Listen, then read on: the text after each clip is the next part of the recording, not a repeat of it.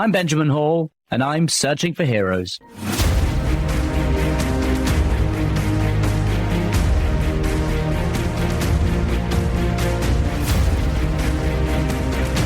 Well, welcome back to the podcast, everyone. I am Benjamin Hall. And look, in this episode today, we are continuing our exploration of forgiveness. It is a concept that so many of us carry through life. That's whether we've been hurt by others, if we are seeking to be forgiven ourselves. And I think it can feel like some sort of a moral expectation and perhaps also some kind of a puzzle. But today's guest has written a book that explores what if forgiveness isn't always necessary? What if real lasting recovery and healing can happen without forgiveness? And of course, that's a question I've thought a lot about. You know, after I was injured in Ukraine, after Pierre and Sasha were killed in Ukraine, I've always thought a lot about forgiveness. You know, should we forgive the people who fired those shells? And I've never felt the need to forgive them, but nor have I ever been angry or had anger towards them. And I think that finding that middle place with forgiveness and not needing to forgive them is something that's fascinating. And today we're talking to someone who talks about not needing to forgive, that is not an essential part of getting through trauma or recovery. And I think that's something I feel. So my guest today is Ann Gregory. She's a trauma psychotherapist. She's a national speaker, and she's the author of the book, You Don't Need to Forgive: Trauma Recovery on Your Own Terms. She's had 17 years of clinical experience, and she challenges the assumption that forgiveness is a required part of recovery. And instead, she makes the case for agency, safety, and say that they are bigger parts of moving forward. So we're going to discuss today why some people may never want to forgive, why that's okay. And we'll talk also about anger, about societal pressure, because so much of society says we should forgive people. Religion often says we should forgive people. And she says there are counter arguments to that. And perhaps also we'll talk about what it means to create space that isn't dictated by other people's expectations of what we should do. So thank you again for joining me. I hope you enjoy the podcast. Amanda, thank you so much for joining me today. It's a pleasure to have you on. Oh, thank you so much for having me. You know, we've been speaking to a few people about forgiveness, and when we decided to do this theme, it was because, in my mind, forgiveness is this amazing thing, and if you've gone through something traumatic, the best among us forgive. And then I came across your book, and I thought, maybe I'm thinking about this totally in the wrong way. What is the idea of forgiveness? Is it just a way of getting through something traumatic? Is that pressure put on us by other people? And that's exactly what your book is about. And, you know, you've written this book, You Don't Need to Forgive. And I want you to, first of all, tell us why you wrote You Don't Need to Forgive. How have you reached this moment of reanalyzing forgiveness and your thoughts on it? You know, I really researched and wrote this book from both sides of the therapeutic couch, so to speak, as both a trauma psychotherapist, but also as a trauma survivor. And so I noticed with forgiveness in my own trauma recovery, I came up against forgiveness because I experienced severe, physical and emotional abuse and neglect from my parents. And I was wondering, do I need to forgive them to make more progress in my trauma recovery? Is this something that I'm not doing that I need to do that would benefit me? And also having clients and helping them through their trauma, do they need to forgive? And why do I not know this? How can we all not know this? And so that question just floored me. And I started asking other clinicians and researchers, and they didn't know, or I got like 20 different responses and answers. So I was like, okay, I'm going to try and figure this out. So I launched this 3-year researching sort of campaign into this. And that's kind of where the book came out, from both of those sides, as a clinician, but also as a survivor.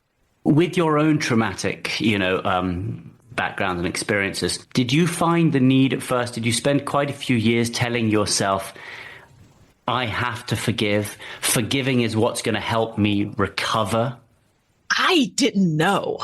For me, it was this big question mark, and it really depended upon who I asked. I could ask someone and they would say, absolutely, yes, you need to forgive. Everybody needs to forgive. There's no flexibility in that at all. Some people would say, no, you don't have to. Why do you think you have to? Just do what works for you. And a lot of people were very honest, and they basically said, I don't know. I've known some people that have forgiven, that's helped them, some people who haven't, and that has helped them. And so it was very much across the board, but I did feel pressure from society. And many people will also report that. I feel pressure from my family, my friends, my church, society as a whole to forgive. And I think that's when we run into issues with forgiveness, when it's forced, when it's pressured, even at times when it's encouraged. Yeah, and so that's sort of the traditional narrative about forgiveness. And, it's in culture, it's in religion, it's in society. Where did that come from? Why have we reached a point where all these things tell us, you must forgive, it's the best way forward? I think there's so many factors that come into play with that. There's so many layers to that. I think we absolutely have certain aspects of religion, especially Christianity, that brings in forgiveness in a way. And I say that because when I spoke to leaders in other religions like Islam, Judaism, Buddhism, they absolutely have factors of forgiveness, but it's not so pushed. It's not so forced. They kind of come at that from a different angle. I also think and I write about this in the book, where there is a strong social justice piece to forgiveness, where there are certain groups, certain oppressed groups that are encouraged, recommended to forgive more than others. So I think sometimes forgiveness is utilized as a way to maintain social inequalities on a huge kind of social level as well. Which sort of groups would you be talking about? Women, for one. We have the data that women are encouraged, expected to forgive typically more than men. Black and brown people are as well, especially with high profile murder cases. They ran the data, and families of victims who are Black and brown will be asked publicly to forgive, whereas the white families typically are not. That's interesting. Is forgiveness just a way of getting through something traumatic? Is it a way of moving forward? Is that why we aim to forgive? I think some people, absolutely. And I want to be very clear, because I'm not anti-forgiveness, so it's, if you need to forgive, if you want to forgive, if that's an experience you need to have, do it, seek it. That is wonderful, but it's just not required. So there are some people that have forgiven and it's helped them move forward. It's helped them to heal. It absolutely has. There are some people who have not forgiven and they've still healed. They've still recovered. So I think it's realizing that forgiveness is sometimes viewed as this panacea, this moral gold standard. It's going to work for everybody, but that's just not true. And perhaps the pressure of people being told you've got to forgive makes it harder to get over something, because if you just don't feel forgiveness, then that pressure to forgive weighs on you even more. Absolutely. And I think sometimes we don't know that some people can't forgive. Even if we pressure them and encourage them or push them, they just can't. Because in my research, I found that there are certain experiences or certain things that people need to address before they're even capable of forgiving, especially if they've experienced trauma. So typically people need to feel safe enough to forgive. Because if they don't feel safe, their brain and body is going to be focused on survival, not forgiving, which is a thriving quality. So safety needs to be there. They need to have challenged shame, because shame prevents us from forgiving. It's a huge, huge obstacle. And they also need to have the experiences of emotional processing. They got to feel the anger, the resentment, the rage, the grief, the betrayal, the disappointment. We have to go through that. We have to feel it in order to even get to forgiveness. So sometimes people haven't had these experiences or know that they need to have them, and then they're told to forgive, but they can't even forgive no matter how hard they try. You're listening to Searching for Heroes. We'll be right back after this. Yeah, it's interesting because you mentioned anger there. It's really interesting part of forgiveness. I was injured in Ukraine. Our team lost their lives, and I've never felt the need to forgive the people who fired the artillery shells, but I've never been angry towards them. And I don't know whether there's a middle ground where anger seems to me to be something that can really hurt you. But you saying that some anger can help towards recovery? Absolutely. Anger tends to be highly stigmatized, and it really shouldn't be, because any emotion can be unhealthy or counterproductive. Any emotion. Happiness can be. Imagine if you felt joyful all the time and you felt nothing else. It's going to be really hard for you to be in relationships and connect with people and support them. And so if we look at anger, anger has a lot of benefits, especially in recovery. Anger helps us to keep ourselves safe. Anger is evidence of self-worth. If somebody mistreats us and we feel angry, that's a sign that we disagree with that treatment. Sometimes if we're struggling with shame, we don't feel angry because we agree. So anger can be a sign that we really value ourselves. And anger can be a key to unlocking those emotions that sometimes anger is protecting us from. And that's when people talk about anger can be destructive. So if I'm feeling rageful, resentful for a long period of time, absolutely, it can harm me. It can harm my nervous system. It can make it hard for me to engage with other people and to thrive. But that anger, if accessed the right way with safety, I can actually process that and get to those emotions that it might be sort of covering, like usually it's grief and betrayal and all of those feelings that we need to go through. So anger actually has a lot of benefits, and I would love people to realize that more so it's not so stigmatized. But is that part of the whole recovery? I mean, you don't want to be angry forever. Is it just one step of the process? So when you go through something traumatic, is recovery going through all of these processes? And then does it end with forgiveness? So what is the order? Yeah, and the order is different for everybody. But typically in trauma work, I notice that safety has to come first. Because if you don't feel safe enough, you're not going to do much. You're not going to be able to even embrace anger or any other emotions. And then if the goal is forgiveness, we do want to address shame and emotional processing. But you are right with the anger, that we definitely don't want to be stuck in anger or any other emotion. We want to see movement. We want to see progression. And if we look at the grieving process, which anger is sometimes very much a part of, it might be a little bit of touch and go. It might be a little, I feel angry one moment and then I'm crying and I feel devastated. I feel angry again, but it's like a different anger. It doesn't feel the same. And then I feel another emotion. So it tends to be fluid. It tends to be like movement. Now, as we do that, what I've noticed is some of those emotions become desensitized, which means they decrease or they change. Sometimes you get different perspectives and insights. Now, sometimes that does lead to forgiveness. And it may not be forgiveness that I plan on. It might be organic forgiveness. I've worked with some people who have told me adamantly, I will never forgive. Don't ask me to forgive. And then they end up forgiving. So that does happen. Sometimes it ends with acceptance, but not forgiveness. So that's a little bit different. So it might be more this feeling of, you know what, this happened. I went through this. But when I think about it, I don't really feel angry. I don't really feel devastated. I feel differently about it. I know I can't change it. Maybe even I acknowledge anything that I got out of it that was good or positive, or I can take with me. But you know what? I actually don't forgive that person. But those people still feel a sense of peace. So it is about learning to live with what's happened, perhaps. Maybe it's about not trying to get back to where you were beforehand, but trying to find out where you end up after something traumatic. Yes. There's never going to be any going back. I mean, we know that just logically, but I think we also do learn that emotionally. And as people work through trauma, one of the biggest questions I get is, well, if I work through my trauma, who am I now? And my answer is usually, we're going to find out.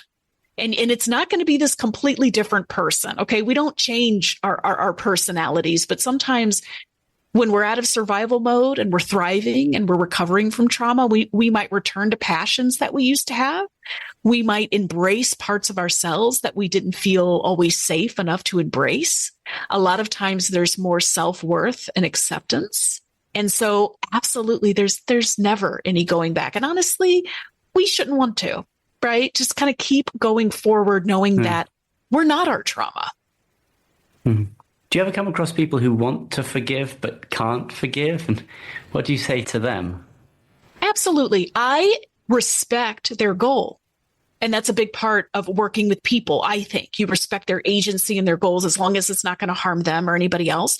And so I will typically do an assessment to see what's in their way of forgiving. Do they feel safe enough? Do they need to lean in and process their anger and embrace their grief? Do we need to address shame? Does there need to be boundaries in the relationship so that they forgive and they reconcile? Will they still be safe? Addressing all these issues. I've noticed that once those are addressed, it does open up people to have the experience of forgiving. I suppose there are two sides to this as well. There are people who really want to forgive, but what about the people who desperately want forgiveness? Do you ever speak to those people on the other side who have done something and for whom that is absolutely essential? Absolutely. And usually with those people, we do a lot of working on yourself, right? So if this person were to forgive you, would you not only be receptive to that, but what would the relationship look like going forward? If there would be a relationship, are you doing the things you need to do to show them that you are safe?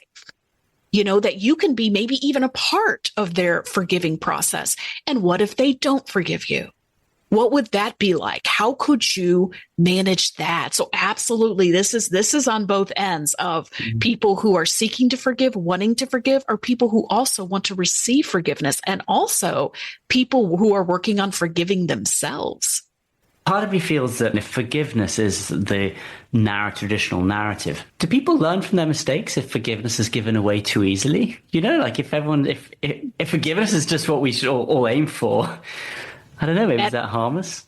That can be an issue. There was a study and they called it the doormat effect. And they researched marital couples and they found that the couples that gave forgiveness very easily, the behaviors didn't change. The couples that didn't forgive at all, the behaviors didn't change. But the couples where it was like somewhere in between, like you kind of had to feel it. I wasn't just going to give you or forgive you right away. You kind of need to feel it. There's actually a repair in the relationship. Those behaviors changed. So when forgiveness is just given out very willy-nilly, there's no, both sides need to actually feel some things to get to forgiveness, then yeah, I think it could turn down that route sometimes when someone's behavior doesn't change. Yeah, it's so funny. There seem to be so many two different sides of forgiveness the whole time. Like the legal system sort of doesn't forgive. The state punishes if you've done something wrong. And so at the same time, you have people and individuals who are told to rise up, forgive, and keep moving forward. And I just think that actually maybe there are two different sides to forgiveness. We're being taught both of them. It's difficult to figure out which is the correct one. Exactly. And one thing I tell everyone, because I think this could be so helpful, is forgiveness is not reconciliation. They're very different. Some people who want us to forgive are actually asking us to reconcile. Forgiveness is different. We can forgive and never speak to that person again. We can reconcile and not forgive. They're different. If someone is listening right now and they're struggling with this idea, either feeling that they can't forgive or they need to be forgiven, how should they break that down? Like if someone is struggling with this whole idea we're talking about, how should they figure it out? I would say if you would like to forgive, embrace the experiences that you may need to have in order to have the opportunity to experience forgiveness. So you would want to reestablish safety. That could be safety in the relationship, safety with yourself. You would want to allow yourself to feel these emotions and allow the emotions to do something. So you might write a letter to that person that you never send, and actually don't send it because that's just going to be for you, but that might help you to work through the emotions. You might connect with those emotions as you're listening to music or as you're moving your body, giving the emotions somewhere to go, giving them, time to process. You might need to grieve losses in the relationship. You need to address if you have any shame. Because if it's hard for you to see the value in yourself, it's going to be really hard to see the value in someone else, to forgive them. But if you have these experiences or address these possible obstacles, then you might see, where am I at in forgiveness? And am I okay with just organically forgiving, right? With not even making a conscious effort, because sometimes that happens. If you're wanting to receive forgiveness, what does the other person need from you? Do you know? Do they need time? Do they need distance? Do they need safety? What do they need? Can you provide that? You may not be able to. So I think there's a lot of things we can do if we wish to seek or receive forgiveness. You're listening to Searching for Heroes. We'll be right back after this. I just hadn't really thought about forgiveness in this sense, really. I think I was probably... It is so complex. Like literally, I was concerned about, can I write a book about this? And then I got into it, I was like, oh my gosh, I can write 5 books. Like, what else do you think hasn't been explored about forgiveness? I mean, I would love to maybe at some day write another book from the offender's point of view. Kind of like what you were bringing up, seeking forgiveness. Do I even want to be forgiven? What does that even mean for me? I think there can be another book written on this, on the elective nature of self-forgiveness, because sometimes people ask me, look, you're saying that forgiveness should always be elective. And I do believe that it should always be an option, not a requirement. What about self-forgiveness? And I believe that about self-forgiveness as well. Can you explain self-forgiveness to me? Yeah. So self-forgiveness would be, basically any kind of those emotional changes and insights that we would have about someone else, we apply to ourselves. So if I blame myself for something, like let's say I made a mistake, right? That negatively impacted my life and I'm very angry, at myself. It would be very similar towards forgiving someone else. I would need to feel safe enough. I would need to embrace that anger. I would need to allow that anger to move and to shift. I would need to see some value and maybe have some empathy for myself and my situation and why I made that mistake. That's kind of where we start to move towards forgiveness. And the thing about forgiveness that I think is so tough is that we don't agree on what it is. So when we talk about it, we're talking usually about different things, right? Like some people are talking about reconciliation, not forgiveness. Some people define forgiveness as being able to love the person that offended against you. Some people say, no, that's too high of an expectation. It's just seeing them as a human being. You don't have to love them. You don't have to. Or is it just letting go? Letting go of something traumatic. Well, I'm letting go of that. And that's a sense of forgiving as well. There's so many definitions. I mean, I would love for us all to be on the same page to say, look, this is forgiveness. This is what it is. This is how we know we've gotten there, but we just don't agree. Is there something that's really surprised you since you've been working and researching this that you hadn't expected to see or learn? Honestly, I think what surprised me more was the openness and I guess the validation that this has given other people. Like I knew, but I didn't know. I didn't know how big it was. So to have people come to me and say, thank you for saying that, or thank you for writing about this, or thank you for giving the other perspective. And I think because I had clients come in who were forced to forgive or pressured to forgive, and they couldn't, and they dropped their therapist. They fired him. And they had a really negative experience. And it took them a while to get back in to see another therapist or even work on trauma. So are there quite a lot of therapists who will say, okay, you must go and forgive. If you're going to get over this, go and forgive that person? Unfortunately, some do. And unfortunately, they have not read the research or even know what they're talking about. It's something they've heard or something that, again, coming from their culture, right? Their upbringing, they're just sharing without realizing that in their position of authority, they're prescribing something that they shouldn't be prescribing. Do you think that people need to then, we talked earlier about how culture and obviously religion, society has this one idea of forgiveness. Do you think that there needs to be a little bit of a pushback? Do you think there needs to be more people talking openly about how, hang on, this forgiveness raised up on a platter, that it's the ideal? Is that wrong? Should we not be saying that? I think absolutely there needs to be that other side, and the other side in a way that gives people permission to kind of, like you said, find what works for them. Right. And when we give people that permission, I notice there are some people that are more opened up to forgiving, which seems counterintuitive. But if you're telling someone, hey, forgiveness is an option, you could forgive or not. Let's see what happens. Some of those people end up forgiving just because they have the space and the freedom of the agency to do that. So, yeah, I think there absolutely needs to be just that information and that permission from both sides. And people tend to feel like such failures if you're saying you need to forgive, you must do this, and you can't. Well, there must be something wrong with you. That happens a lot. And it happens in other techniques in my field. Sometimes meditation, deep breathing, yoga. It's like it has this panaceic feeling. And if you're not getting something out of it, you're doing it wrong, or there's something wrong with you. But that's not true.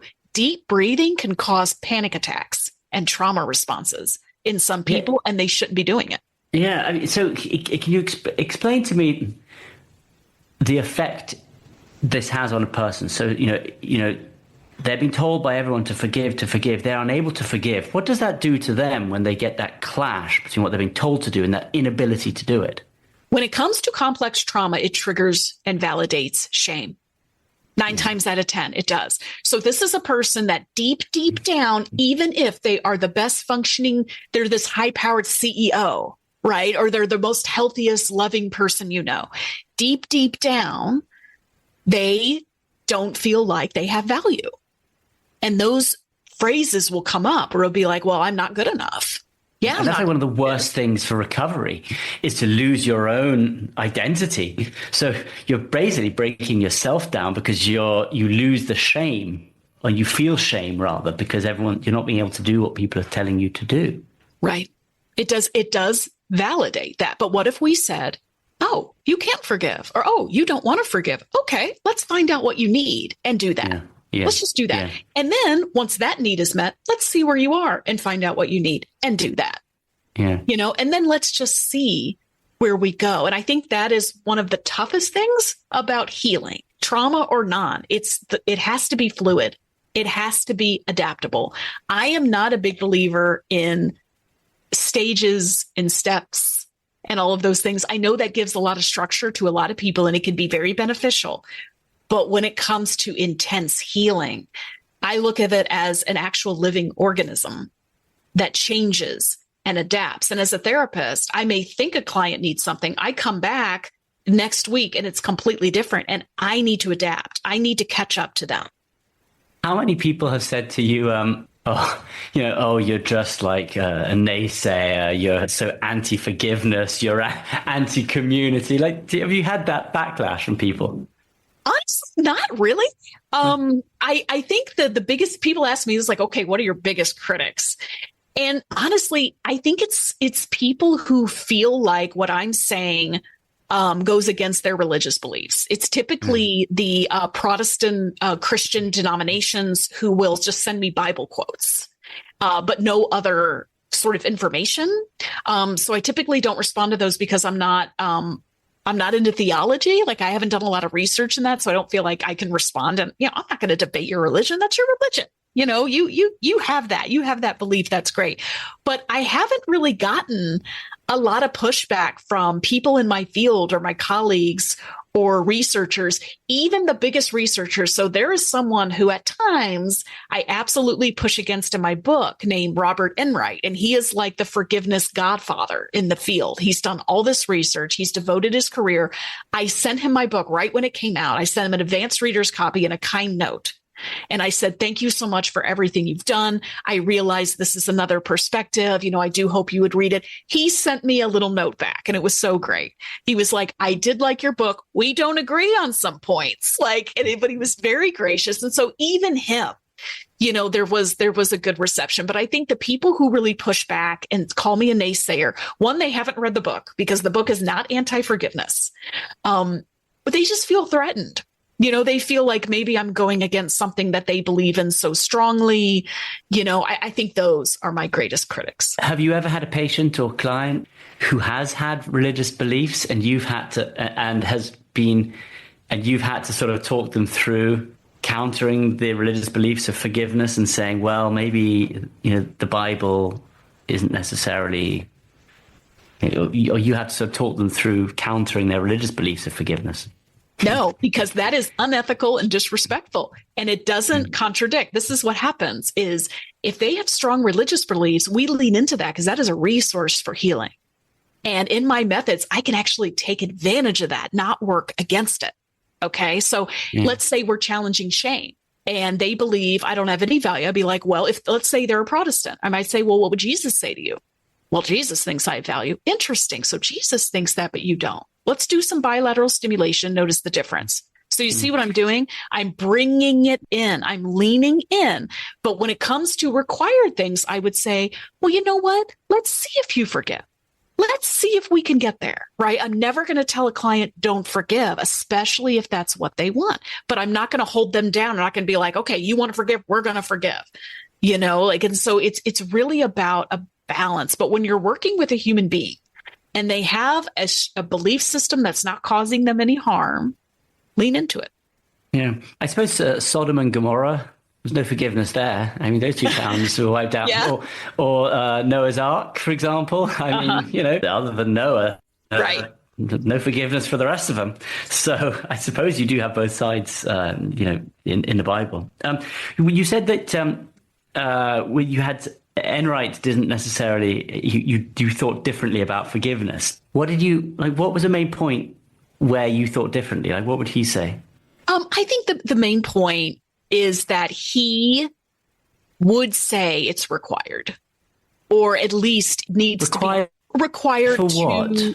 To recover from trauma, required to be healthy physically and emotionally, required to, just overall feel better. I think he leans more towards this is required or very much a priority. I think that is the thing that we disagree on. And also, I think how we're interpreting the research, where he may say that, look, my research or the research out there does show, a correlation with this.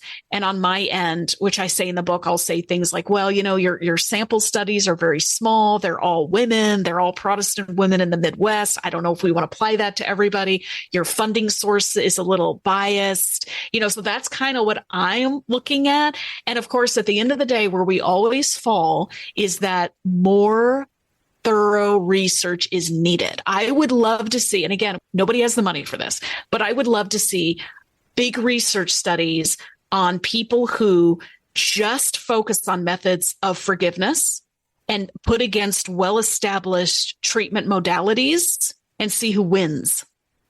See who gets the most progress, who has the most healing. I think the research is that out there isn't fair, because it's usually just people who are focused on a program of forgiving versus a control group, right? So I want to say, I want to see a study of a forgiveness population and EMDR, pitted up against each other. Yeah. What are the outcomes there? We just don't have those. So, the other side would just say that forgiveness must be the ultimate goal, and it's not that easy to get there, but that's what you should always be aiming for. Yeah. Is forgiveness. And that's, and then actually just to sum up, because this has been really interesting. So summarize exactly then how you see forgiveness again, just in a brief way. So I understand exactly where you are. My working definition of forgiveness, and this is after reviewing the literature of what we agree on, what we don't agree on, but I also have created a definition that is more trauma informed, because a lot of the definitions of forgiveness aren't, because the expectations are way too high, such as you need to love your offender that's abused you and caused you trauma. You need to love them. You need to like them. Let's take that off the table. Here's my definition. Forgiveness can be something that is intentional or not. So I can make a choice to forgive and work towards that, or I can experience organic forgiveness that can come out of nowhere because of all of the changes in the work that I'm doing. So it can be intentional or not. It is unconditional, because forgiveness is not reconciliation. So forgiveness is, I don't have to involve the other person in my forgiveness at all. They don't need to change. So it has that unconditional nature to it. And there is a change in my emotions towards the offender, my thoughts towards the offender. So I may go from rage to slight annoyance. I may go from just devastation when I think of them to maybe more apathy or more of a neutral stance. I might have a little bit of empathy for them, maybe not, but I do see them as a human being with value. So that's incorporated in forgiveness. So I'm going to experience a change in my emotional state and in my thoughts in that process, and I'm going to get the benefit out of that as well. Isn't it also true then that someone can at times feel forgiveness towards someone, and then at other times of the day or other weeks of the year not feel forgiveness, because that's based on how you are feeling? So maybe forgiveness doesn't have to be all the time. Maybe. Yes. It's on a continuum.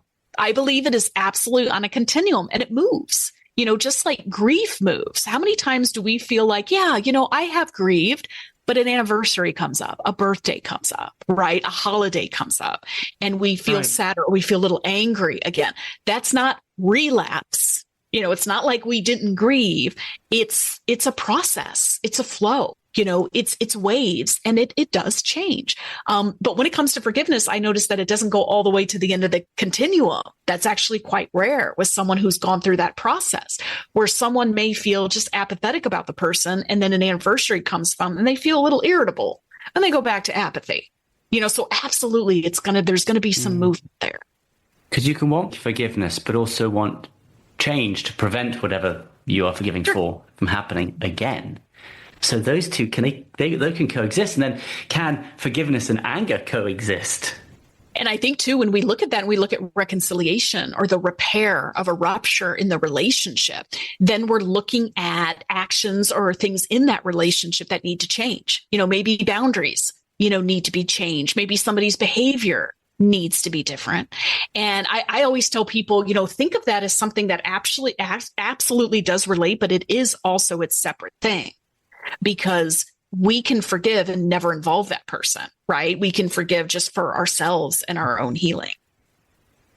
You would feel, though, that, I don't know, part of me feels that you would want the sort of reward for forgiving someone. You would want them, you'd want to tell, I have forgiven you. Like forgiving them in silence almost, that's what's a big thing to do. But I feel you would want to confront someone or tell them and then what if you forgave someone and then they didn't respond well to you? You'd quickly unforgive them. I forgive you. Oh, well, yeah, whatever. I don't mind. You're like, oh, well, I no longer forgive you now.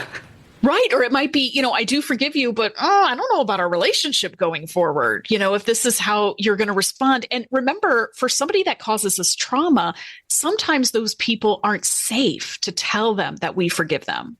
Or to continue a relationship. So one of the things about forgiveness that could actually make it line up with trauma recovery as well is that unconditional quality. Like, I don't need to rely on this person to forgive them, right? Because that is my own emotional processing. Now, if I want to continue a relationship with them or involve them in my healing, that might be something else. Yeah, amazing. A person's healing, is really not a one size fits all. It's not going to look the same as a friend or a family member. Something that has worked so well for them, it doesn't matter what it is, may not work for us, and that's okay. And it doesn't mean that there's anything wrong with us. It just means that we need something different. Maybe we're at a different point in our healing.